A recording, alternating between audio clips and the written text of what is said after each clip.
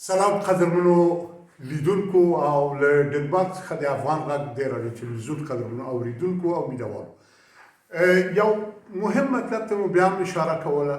زه اوس په خپل کار کې یم یو بل کتابتون مې جوړ کړ د کډوالو یا مهاجرو لپاره په یو بل کمپ کې. یعنې د دې تر څنګ چې دلته زه درس ورکوم در پهلوی ازی در کنار ازی که من درس میتونم برای مهاجرین از کشورهای مختلف زبان دنمارکی و تاریخ و جغرافی دنمارک یک کتابخانه دیگه یک کمپ دیگه ساختم. ببینید شنونده‌های عزیز و گرامی، این کتابخانه را باور کنید نیمش از خانه خود آوردیم و سایر دوستان ما کمک خواستیم. مثلا خب این خوب معمول است در هر جای است، اما ما از خانه خودی را آوردیم.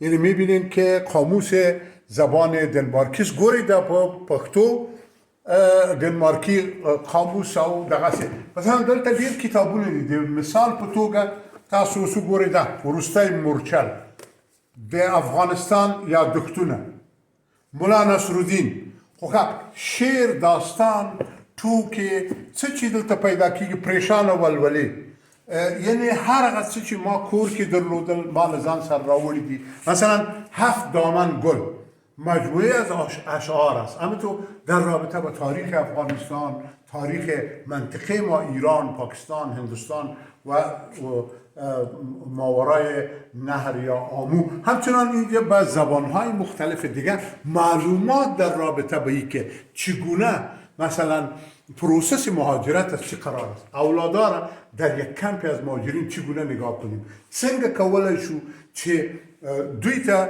لارښوونې ورکړو په مختلفو ژبو. دوی ته په عربي ژبه مو جوړ کړي دي، په فارسي، په پښتو، په حتی په کوردي ژبو، په عربي، حتی سومالي، نورو ژبو باندې.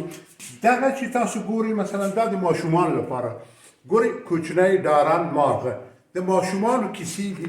دا من کور راوړي دي، ځینې مې اخیستې دي او دغه مې د لاسه کېږي چې یو کتابتون دغه ګورئ دغه کتابونه تاسو وګورئ دلته چې دي.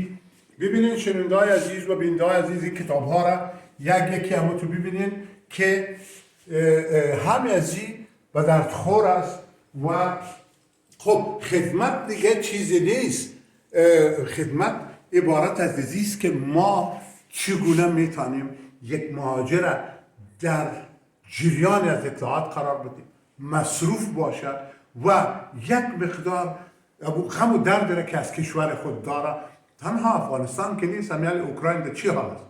در کشورهای افریقایی، در سایر کشورهای از جهان غم و درد و جدایی ها و کشتن و بستن و زندانی کردن ها در جریان است. میبینین و ما اگر بتانیم همون که میگه که معلم خدمتگار بشریت است، خونکی دی بشریت خدمتگاران دی که من بو کولای شو چې د دوی نه لااقل لک وار واخلو نو موږ به ډیر زیات خوشحاله شو.